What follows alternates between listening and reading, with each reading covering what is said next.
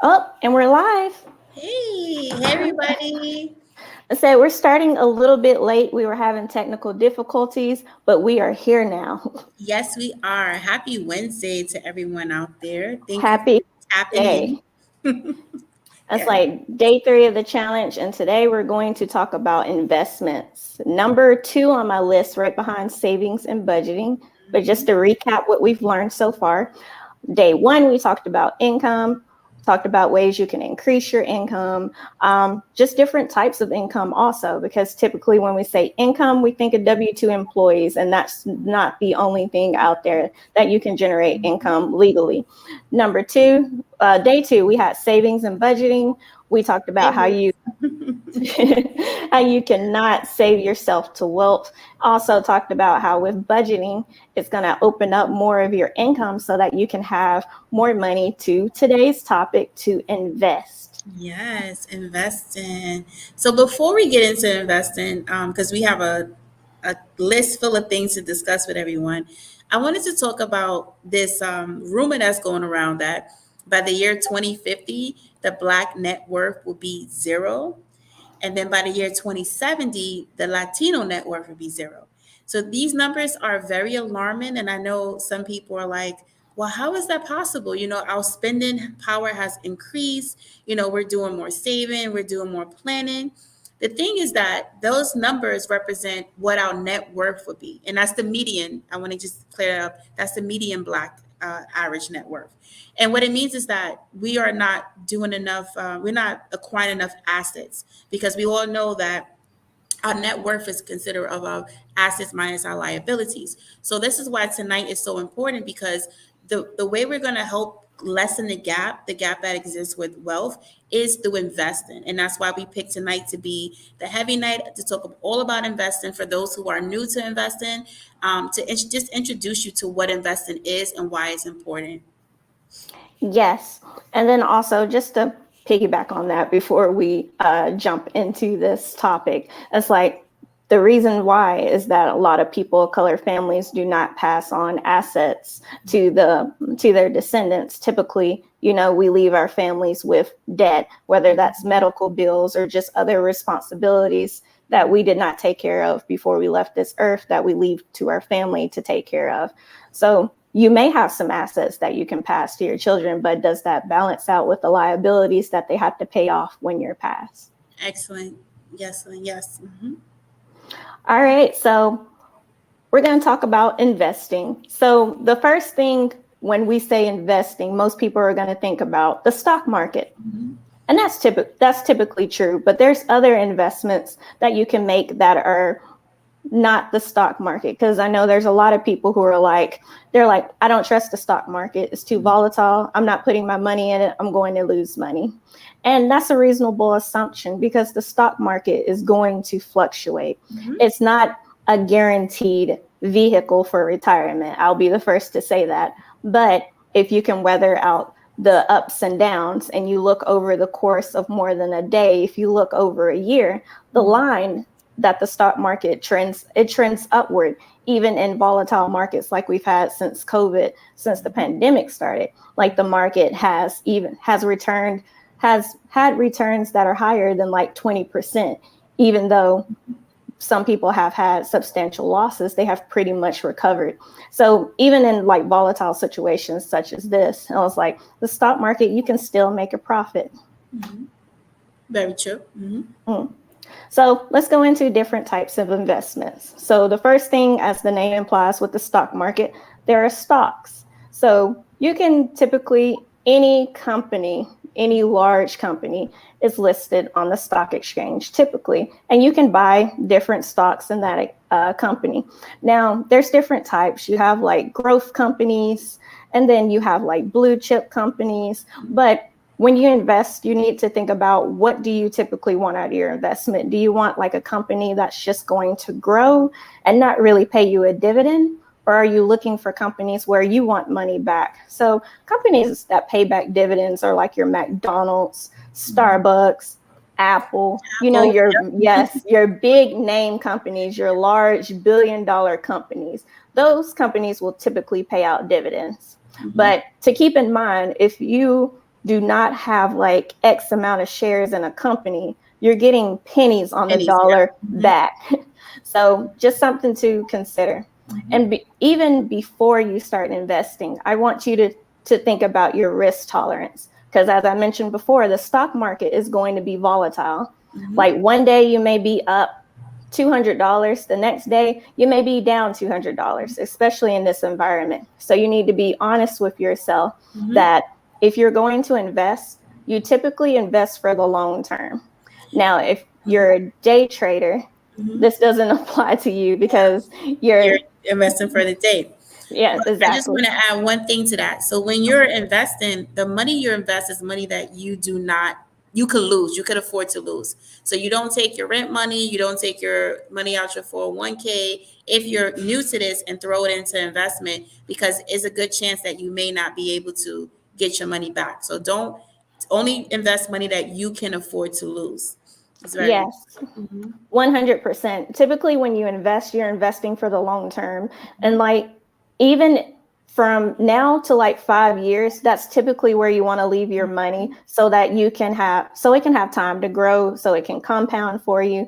But if you're like looking for something like 6 months, anything under 6 months, I wouldn't put it in the market because there's a substantial risk that the market could drop by then. So now when you do need that money, you have to you're not getting your full amount what you invested in back.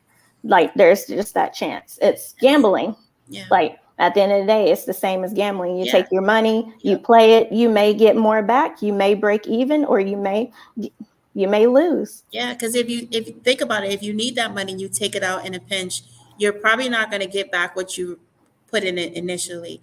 Then you're going to have to pay capital, depending on if you got made money from it, you're going to have to pay capital gains on it. So it's going to hit you somewhere in your pocket. So you want to keep it in for 5 years minimum, like Catherine said. Yes. And then that's another issue we run into. A lot of DIY, do it yourself investors. If you're listening and like trading like all the hot stocks that you hear about, meme stocks, and you're buying and selling, there's a thing called wash sale rules. So basically, if you sell a stock for a loss and then you rebuy it, the IRS is not going to let you take that loss. So it just cancels out. So there's been numerous stories of people who have like traded through popular like Robinhood, and they'll have a tax bill of like in the 100,000s that they have to pay because the wash sale rules, they said, nope, you can't deduct it. So basically the person was just getting gains every time they sold that stock for a profit. They weren't getting any of the losses. Be very careful. All right, next we have bonds. Now, bonds can be a bit tricky because there are so many different types of bonds, so many different, like through the government or through companies. Like you really just have to do your research. But basically, bonds are just basically you lend a company money and they promise to give you a fixed rate back. Now with bonds, the best ones are through the government because there's no risk of default. But there are also different types of bonds that are like backed through like tolls, things along that nature. You want to make sure that if you're using bonds if you are getting bonds in return for your investment, just make sure that they are guaranteed by the government or they have some type of revenue method backing them, because if it's not the government, they're subject to default. Once they go into default, there's nothing you can do. Like they may step in and liquidate all the positions, but there's a lot of other people ahead of you in that line to get that piece of the pie, and you may get pennies when you're at the end of it. And just to touch on that for a moment, so the stock, when you purchase stock, that's when you own shares of a company. So you're an owner. But with a bond, you're not an owner of it. They owe you. So that you put money into them and they give it back to you. So you don't own anything with bonds. But with shares of a company, you do own something. Yes. And then another thing is like when you're buying shares, you don't have to buy a whole share. Like when you look at companies like Apple and Tesla with hundreds of dollars just for one share, you may not have 700 plus to buy one share. And one share is not going to get you on the path to wealth also. There's Well, TD Ameritrade used to be able to buy fractional shares, but TD Ameritrade was bought out by Schwab. So I really wouldn't go their platform, but there's other apps such as Stash that you can buy fractional shares in companies. Yes. All right, so continuing right along. So we talked about stocks and bonds. Next, we have mutual funds and ETFs. These two are my favorite. My favorite. Because stock picking is hard. Like you have to sit and do analysis for that. I don't stock pick. I am lazy. I prefer mutual funds and ETFs. Why? Because they picture a basket full of eggs. And so there's not just typical white eggs in here. There's brown eggs. It's like Easter. You know how all the eggs are color coded? That's basically what a mutual fund and ETF are. There's all these different types of companies in one. Number one, you get diversification, which is like the number one principle with investing, is that you want diversification. You do not want to put all your money into like large stocks, because what happens when you go through turmoil like this, the value of those companies drop. You also don't want to put your money in like smaller companies, because what happens when we're in periods of turmoil, again, smaller companies don't have as like all the assets, all the revenue to stay up to compete. So, but with mutual funds and ETFs, there's all these different companies mixed into one basket. So now you're getting that diversification and you don't see that turmoil as much. Like, for example, like one stock may be down 20%, but the mutual fund or the ETF may only be down like 3% because it's a mix of all the returns from those companies. Yeah, so they have a mixture of, high growth, large cap companies, mid cap. And what happens is if one is not doing good, the other one is doing well. And if they notice that one is still not performing, they'll replace it with another company sometimes. So those are nice things that you can have to, kind of mitigate your risk with investing. And then also with mutual funds, you get the added benefit that someone else is managing your portfolio for you. They're more active management, while ETFs are more passive management. And what that means is like with active management, there's a portfolio manager there. They're doing all this analysis through different data programs and such, and they handle the buying and selling for you. And you just, for me, I put money into a mutual fund every month and I just watch it grow. Same with ETF. It's more passive management, but they do make adjustments over time.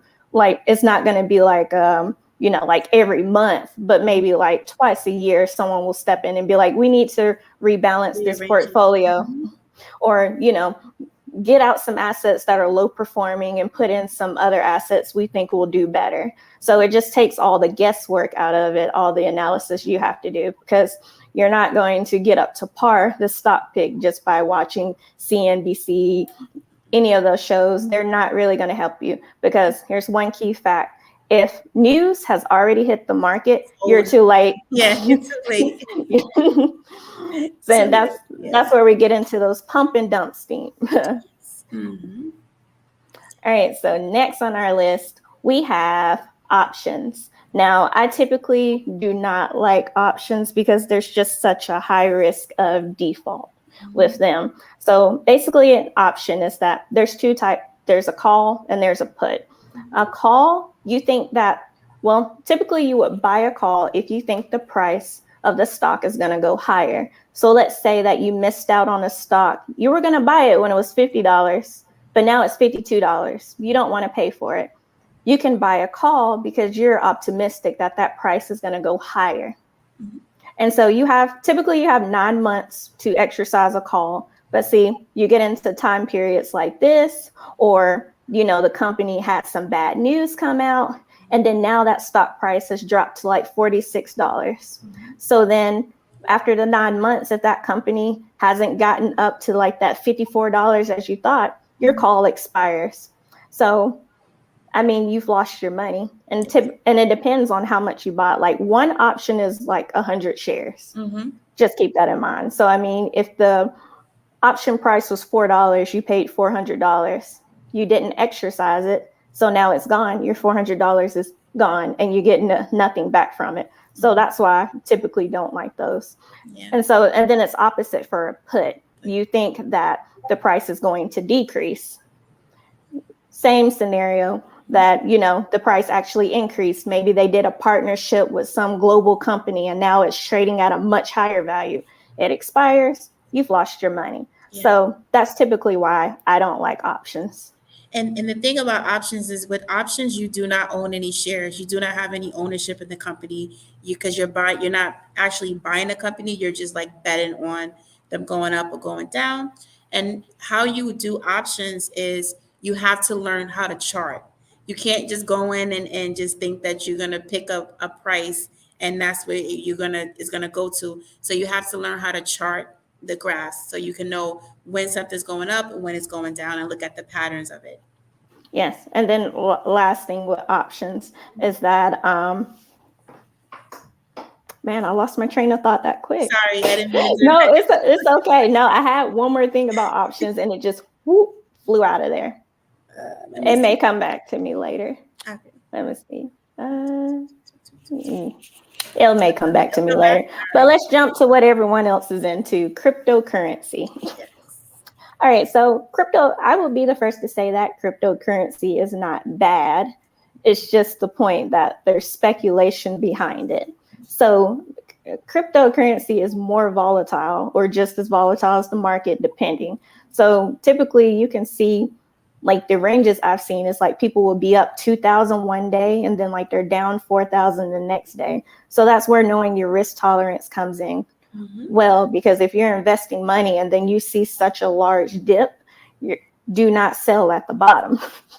And a lot of people, like they go into investing not knowing that their risk tolerance is like they're actually pretty conservative. So they can't weather these dips. Like just in their brain, it's telling them, oh, I got to sell. And then you miss that big rebound and you may have remorse at the end of it. Mm-hmm. Yes. And for those who would like to get into cryptocurrency, whenever you buy a coin or you get a Bitcoin or altcoin, you need to familiarize yourself with something called the white paper. And the white paper is what's going to teach you about that coin, teach you the value, help you get a better assessment of whether you should invest in it. So with everything that you invest in, you should have done we call it the due diligence, where you research the company and you make sure that this is something that you want to put your money in. Because remember, when you put your money into investing, it's money that you can afford to lose because you may lose it.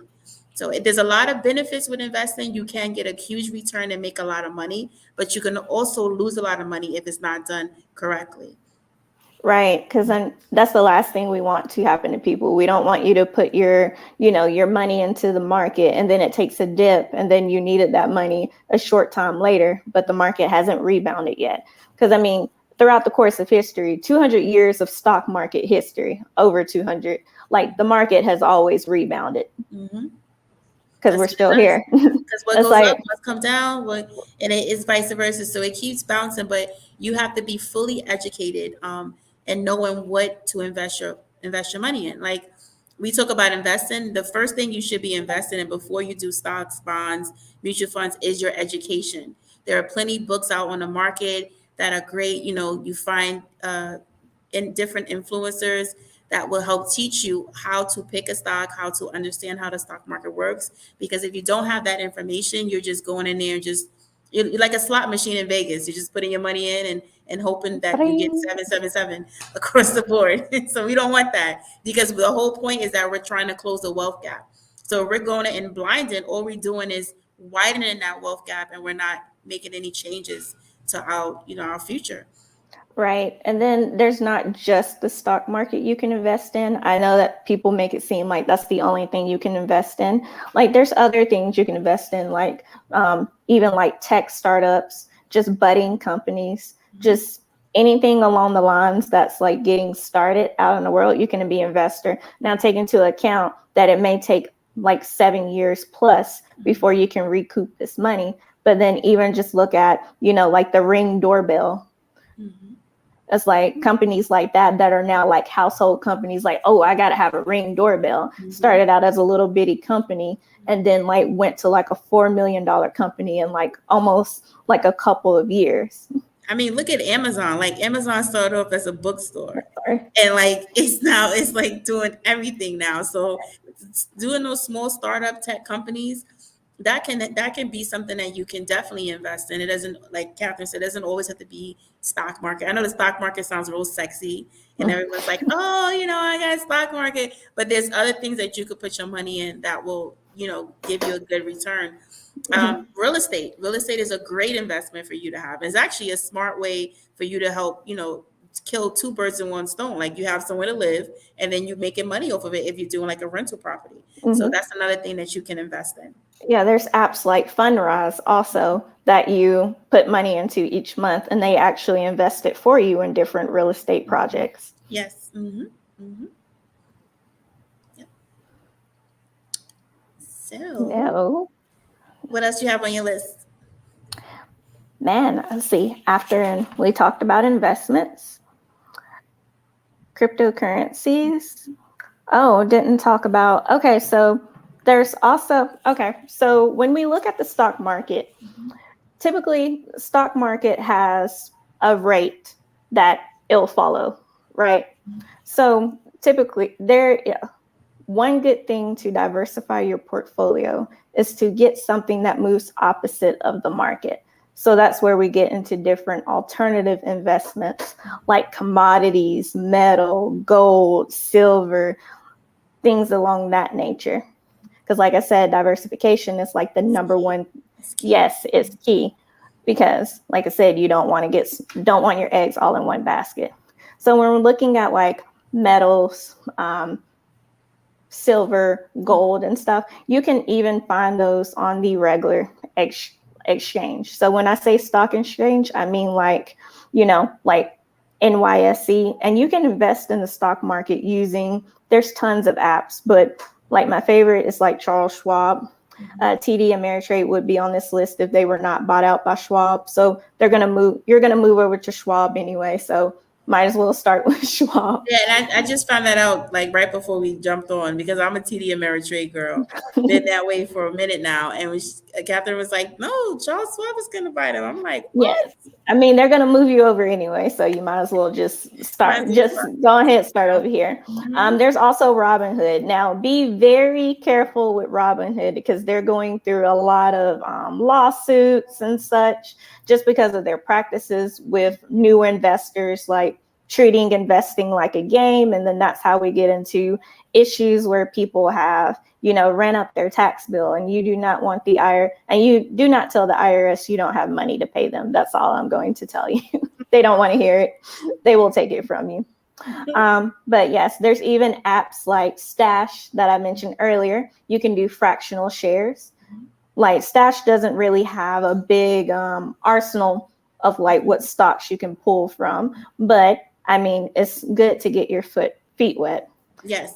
You also have apps like Acorns. Yeah. So yeah, Acorns is one of the apps I have. I have those. I have an account for me and for each of my kids. So that's like someone who's beginner investing. If you don't know where to pick, they actually program it. So they, you do large, mid, small cap size companies, and then the money goes, you can designate how much you want to put in each week, each day. You can have their, if you connected to your debit card, you can have your change automatically reinvested in it. So for those who are like, oh, I'm not really ready to get into the stock market, that's one way that you can get yourself into it with those type of apps. Yes, Acorns was probably like my first investing app that I tried. Mine too. Yeah, and then also Stash does the same thing. It's called Roundup.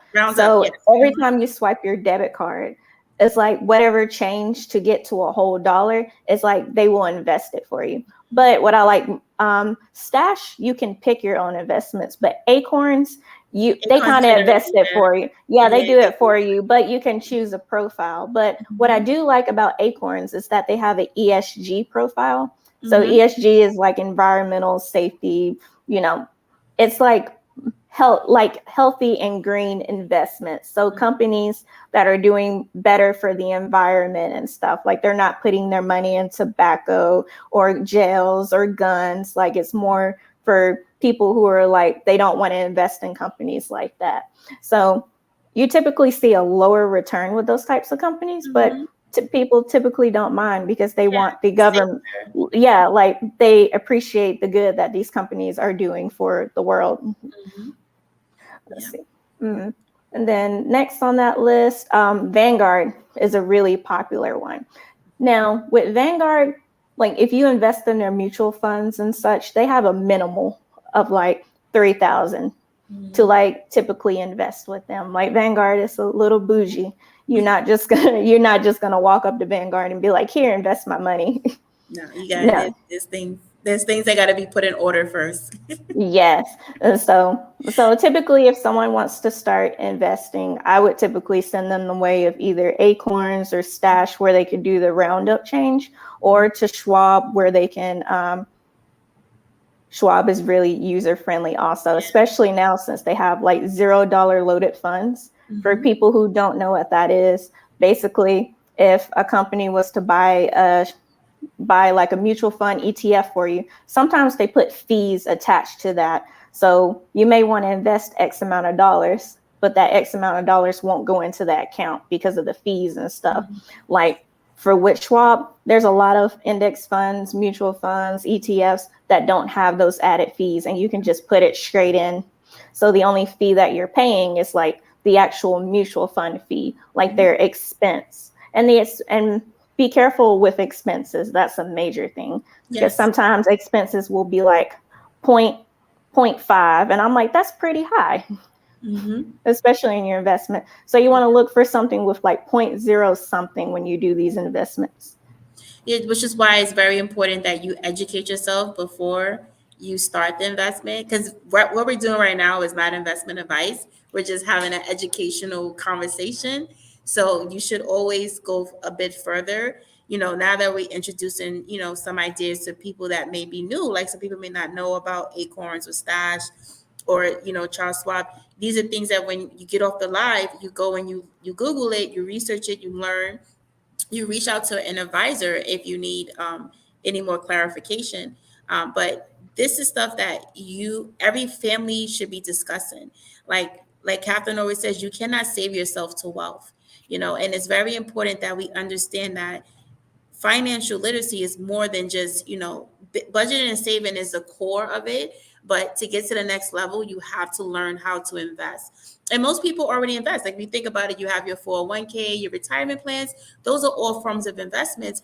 And those are not going to be enough for you. Because if you're like our age, when you go to retire, Social Security is not much now. So in 30 years, it's not going to be much then either. And the It way that may be obsolete 30 yeah, years from maybe now. and the way that inflation is going, it's expensive. So right now is the time for you to start building. You start investing, whether that be stocks, bonds, real estate. I highly suggest real estate because that way you always have somewhere to live. And you always, when you get older, you don't know what rent's going to be. You don't know what your situation is going to be. So you have to start preparing for it now. And these are the conversations that we're having so that we can help educate those in the community on how important it is to start planning. Yes. So switching to the last part, we're going to talk about different accounts, because I think this is where a lot of people have a lot of issues. I They have may one not, too. yeah, but I say they may not have the issue of like, what to invest in, they know their risk tolerance, but they don't know what type of account to open. So starting with very basic, if a brokerage account is a taxable account. So that means anytime you sell in that account, it's gonna be taxable to you. Like you'll get a 1099 at the end of the year, well, the beginning of the next year, and you have to file it on your taxes. The IRS also gets a copy. So please do not claim like capital gains. It's gonna be a nice little word. It says capital gains. It's gonna have a number there. Please make sure that number goes on your return, because I know some people will be like, "Oh, I'm just not gonna claim it." The IRS gets a copy too. Yeah. Like for those who aren't in my currency group with me, I will say all the time that the IRS knows everything. They're just waiting for you to make a mistake. So then they can slap you with 0.5% fees up to 25% for what tax you did not pay them. They know exactly. We don't want to give away any free money. Exactly. We don't want to give away no money that we don't have to. I mean, the IRS gives you free money back when you get your tax refund, unless you've claimed credits and such. topic for another day. But yes, brokerage account, that's very basic. This is typically what everyone opens, is a brokerage account. And it's, like I said, anytime you sell, it's taxable, goes on to 1099. Boom. So what if we don't want to pay taxes? You have two options. You have a traditional IRA and a Roth. Now be very careful with this. If you have a 401k at work or something similar that you're putting money into, there's actually a phase out that you cannot contribute to an IRA or a Roth. So a lot of people run into this issue because they're like, oh, I have a 401k, I'm putting money in it. That counts you as an active participant in your plan. So when you're putting this tax deferred money into an account, the IRS is like, you can't do that. You're already putting tax deferred money in your 401k. All of that's back taxable to you, because if you remember, 401k money goes out first. It's not taxable. Like, that's tax deferred money. It comes out of your paycheck first and goes to an account. Yes. So then the IRS is like, no, we're charging all of that. So there's a lot of intricacies when you get into investing. So that's why we're having these talks, because like someone probably never told you that there's a phase out. So with a traditional IRA, this account is tax deferred, as I mentioned. It's like, so you can buy and sell all day in this account. Have fun with it. But when you take money out, that counts as a taxable distribution. Mm-hmm. So with traditional IRAs, like retirement, or, maybe you're setting it up for your kids, like, it just depends. Mm-hmm. And remember, traditional IRA, that's pre-tax, like it's tax deferred, so it will be taxed when it comes out. Now, on the flip side, we have a Roth IRA.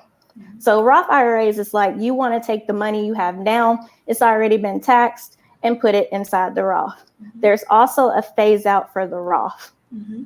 Now, the typical rule with IRAs and Roths is that you cannot contribute unless you have compensation. So a funny thing, before 2019, alimony counted as compensation. It don't anymore. Mm-hmm. Yeah, but there is a workaround for like a spouse that works at home. You can open up a spousal IRA and you can, contribute based on, your spouse's income. But please talk to your tax professional before you jump up and do anything. Remember, this is for educational purposes only. Do not go tell your tax professional that Catherine told you to go open up a Roth. I did not. I said, please go see your tax professional. Yes. And with each of those accounts, those type of plans, there is a max that you can contribute each year. So with the 401k, the max is 19,500. Yes, it went up slightly for 2022, but yes. And then if you're a little bit older, they have something called catch up, where you can add additional funds into it. If you're over 50, 65, and then for the Roth, the same thing. I think it's 6,500. If I remember correctly. Mm-hmm. Yeah, it went up again. Yeah. So that's a good thing. It's going up. But you guys, again, not telling you what to do, but if you have these programs with your employer, you should definitely be contributing to them to build your portfolio for retirement, because it's very, very important. Especially if they have a match that's free money. Yeah. Mm-hmm. Like, definitely, if they tell you that they'll match 3% up to an X amount, even if you don't want to max out your 401k. Like, I totally understand. Like, we're sitting here saying, yeah, take 19,500 out of your check for a year and put it into this account where it can grow. Someone may be like, I ain't doing that. I don't blame you. But if your company's like, oh, we'll match 3% up to 3,000, put the 3,000 in and then get the 3% match on it. The important part is just that you're starting and you're doing something. Having something is better than nothing. And then I feel like we should have a separate session on retirement planning, just breaking down all the different plans that there are for people. We'll be here all night. Not tonight, but it's another night. But and I know we're going a little bit off the topic, but I just want to touch on this. With retired, when you're trying to figure out how much to contribute to your 401k or your 403 or whatever your company sponsors, the rule, like one thing that my advisor helped me with was you take 100 and you minus your age. So if you're 25, then you should be putting $75 a paycheck into it to have like a sweet number, because you're like, how much do I contribute to this? And those are like the baseline starting points of what you should be contributing to those retirement plans. Yes. And I'll share it. I'm a person that loves like cool facts and such. Mhm. So I have a cool fact for you. So a lot of millionaires, billionaires, like they take low salary. Like just there's laws on how low their salary can be now, but they'll take a low salary so that their taxes are as much as probably like mine. Mhm. But they shelter their income by getting like their employer, the company they own, to send their money into Roths, IRAs, or just even like stock bonus plans. So all this, and so technically it's like, they'll be like, oh, millionaires don't pay their fair share, but which they do when they sell the stocks. Like you can get around capital gains a little bit, but you also have to sell X amount over here for a loss to like balance it out. So definitely with like me working for like a wealth management company, I get to see all the cool things. Like I can't tell you more, but I'm on live. But it's just interesting to see how there's a way around everything. So that's There why is. we're having these conversations, because we're trying to get you to think. Like at the end of the day, that's the most important thing. It's like trying to think about like life is too short for you to retire at 63 with a pension. Like, and the funny thing is, a lot of companies don't even make pensions anymore. Like it's kind of obsolete. Like a lot of companies don't even believe in retirement planning anymore. Like you're on your own. So then at that point, man, you may have to go the route of a traditional IRA or, a Roth IRA if you're not subject to phase outs. Yeah, definitely. Like we have to start thinking forward, because I know sometimes we're so in the present and the now, and it's like, well, I'm trying to pay the bills. I'm trying to, save you told me on Tuesday I got to have 6 months saved, and now you're telling me I got to put 19,000 in another account. Like, where do you think I'm getting this money from? But these are conversations that we have to start thinking forward. Like Catherine said, the other we was going for budgeting. Maybe you have an income problem. Maybe you need to add another stream so that you can start contributing to your retirement planning. Because think about it. I don't know about y'all, but I don't want to retire broke. Like I struggle, working and doing this. I want to retire where I can enjoy myself, go to the beach and just sleep. That's my goal. That's my retirement goal. And to add to that, I don't want to work till I'm like 60s. I want to at least partially retire by 50 so that I can just, I can go do what I want to do. If I want to travel to some foreign country where I don't have to worry about, man, I got to go back in Monday and punch a time clock. Like, I don't want to be traveling with canes and walkers. Like I want to travel and enjoy myself. I don't want to wait till I'm 70 or 80 years old to go away on a vacation. I want to do it now, yeah, I'm going to say no one wants to be, 60 with a walker on a cruise. Like, no. No offense to anyone with walkers, but yeah, no offense. no. But we just don't want to wait until we're that just age. Yeah, just not for us. Yeah. So So man, that so was homework tonight. homework. I want you to sit down and think about investing. And and the best way to get started, I want you to sit and think about what are some things that you buy. If you go to McDonald's twice a week, like Catherine, that may be a good company to invest in. My parents can vouch for me on that. That's like, or think about your car. Like you drive a Ford. Ford pays out dividends. Toyota, Phone, Honda. Apple. Yes, your I mean, I'm phone. not even an Apple user, but I am an Apple investor because I understand how valuable Apple is. Like, so, look at things like that. Like, just look around, open your eyes and just look and see things that you normally use every day that you find valuable, and like look up, Google them, find the ticker, do your Mhm. research. Yep. And even basic things like furniture. Hmm. I also am an Android user, but I invest in Apple.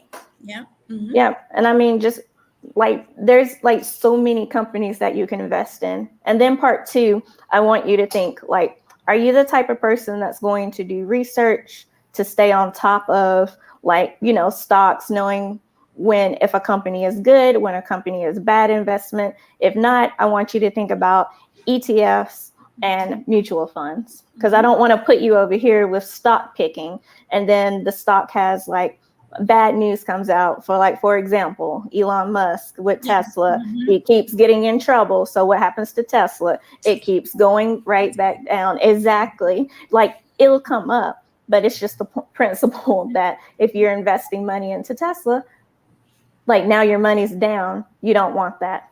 And if you So don't have the stomach to stand that, I mean, because I had some days where the stock market was blood, like my whole portfolio was bloody. And I'm like, just hold on tight. It's going to come back up. So you got to know that you can weather that storm. yeah, and it's funny when she say bloody, it's because the apps will show red. So that's how you know that Right. that it will show red all the way down. You're like, Mhm. dang, this is my portfolio. Like you've lost money. But when you see green, that's good. That means your stocks are up.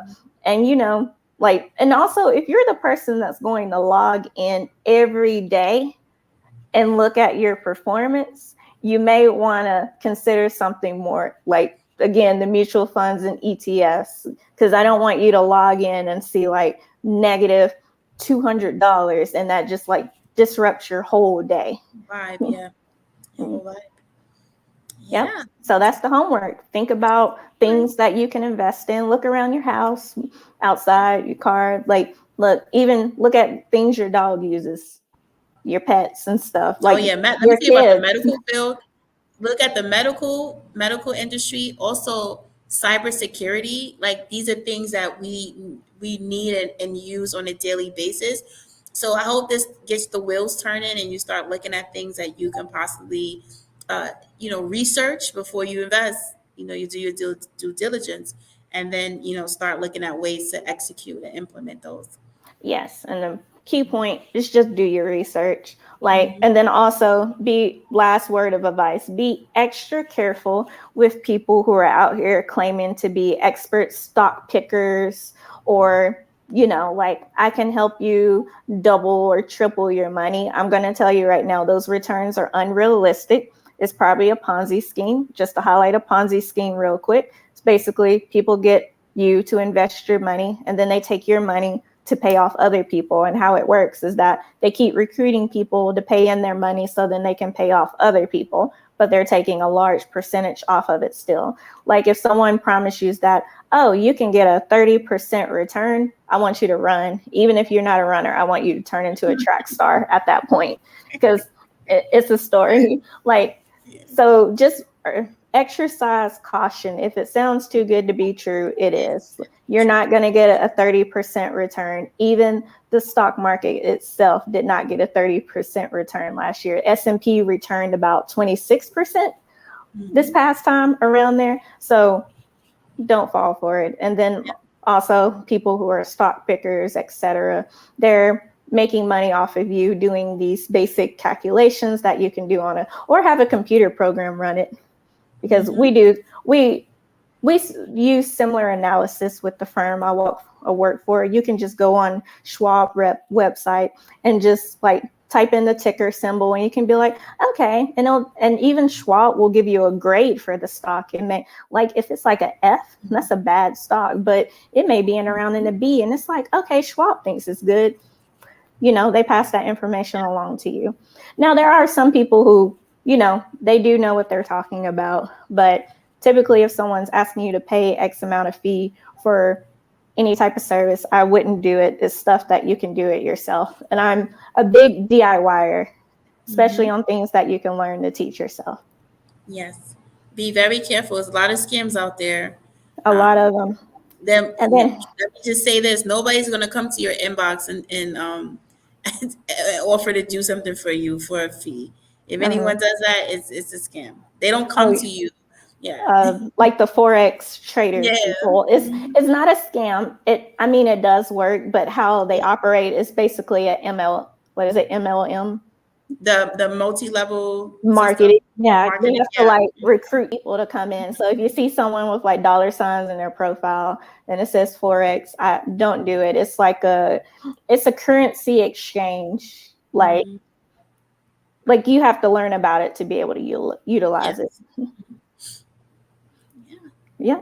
Oh, and so last thing, I will be hosting an intro to beginner investing on Monday, March the 28th. That's where I'm going to go over like how to DIY invest versus do you need a financial advisor. So that's where we get into the real nitty gritty. And I'm going to show you like officially like how to start investing. Tickets are only $10, but I have a code MONEY, MONEY, and you can get $5 off. So then the ticket is only $5. It will be recorded for small fee for people who can't make it. I'll post link to that on my web page also, and my Facebook page and the website for people who are unable to make it, because I know Monday nights with kids, 7 o'clock. No, I totally understand. Yeah, so That's tonight is a wrap. Tomorrow we're talking about insurance. So that's my thing. I mean, all of this is my thing, but insurance is, what I do, my bread and butter. So we're gonna securing talk the about future. yeah, we're gonna talk about the insurance. We're gonna go over disability, life insurance, just to give everyone a general understanding of why insurance is important for us. Yeah. Especially emphasis on for us, but Us. y'all will see why tomorrow. Hmm. Hmm. All right, and don't forget, put your email in the box so that we can send you this building your credit organically. So that way you don't We have to want everyone repair. to have a 740 credit score or more. Yes, Nothing less. Nothing. exactly. A lender is just going to tack on fees for every few points you are up under 740. And like some people may feel like, oh my God, 740 is so high. It's like, it's really not. Like you can get there. Hmm. Yep, we can get there. So All everyone, right, have a good night. We'll see you tomorrow. we're signing off.